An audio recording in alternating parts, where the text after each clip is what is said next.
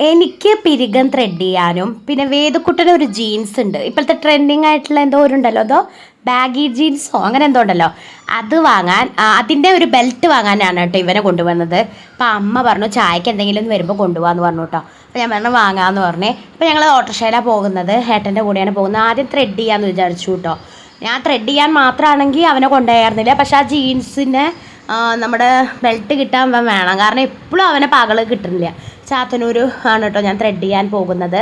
ചാത്തന്നൂർ ഒരു beauty parlour ഉണ്ട്, അപ്പോൾ അവിടെ പോകാമെന്ന് വിചാരിച്ചു. അത് കഴിഞ്ഞ് നേരെ ഞാൻ ബെൽറ്റ് വാങ്ങാൻ ഒരു കടയിൽ കയറി. ആദ്യം ഞാൻ തുണിക്കടയിൽ കയറിയപ്പോൾ അവിടെ ഇല്ല പറഞ്ഞു, അതിൻ്റെ അപ്പുറത്തെ കടയിൽ ഉണ്ടാവും കേട്ടോ. അപ്പോൾ അതിൻ്റെ അപ്പുറത്തെ കടയിൽ കയറി നോക്കിയപ്പോൾ ആ ചേച്ചി പറഞ്ഞു ബെൽറ്റ് ഉണ്ട്, കുട്ടികളുടെ ഉണ്ട്, നോക്കി നോക്കാമെന്ന് പറഞ്ഞു. എന്നിട്ട് ആ ചേച്ചി ഇട്ട് നോക്കി കേട്ടോ.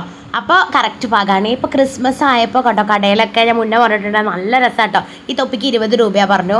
അതുപോലെ തന്നെ കുറേ സാധനങ്ങളുണ്ട് കേട്ടോ, നല്ല ഭംഗിയുണ്ട്. അപ്പം എന്നോട് ചോദിച്ചു ക്രിസ്മസ് സ്റ്റാറൊന്നും വാങ്ങണില്ലേ? ഞാൻ പറഞ്ഞു സ്റ്റാറൊന്നും വീട്ടിൽ തൂക്കാറില്ല പറഞ്ഞു കേട്ടോ. പക്ഷെ ഇപ്രാവശ്യം ഒന്ന് വാങ്ങണമെന്നുണ്ട്, നോക്കട്ടെ. അപ്പോൾ ഈ ബെൽറ്റാണ് കേട്ടോ ഞങ്ങൾ ഫിക്സ് ചെയ്തത്. 50 രൂപയ്ക്കാണ് ഉള്ളൂ കേട്ടോ ഈ ബെൽറ്റിന്, കുട്ടികളുടെ ബെൽറ്റിന്.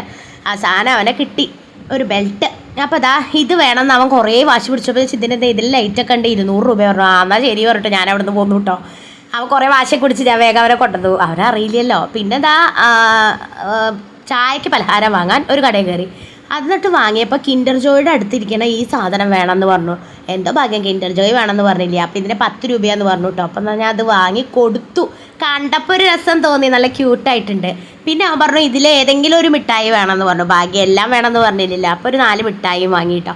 പിന്നെ കഴിക്കാൻ പഴംപൊരിയും അതുപോലെ മുട്ടബജി അങ്ങനത്തെ വാങ്ങി. പിന്നെ മരുന്ന് വാങ്ങി തിരിച്ച് വീട്ടിലെത്തി ഗൈസ്.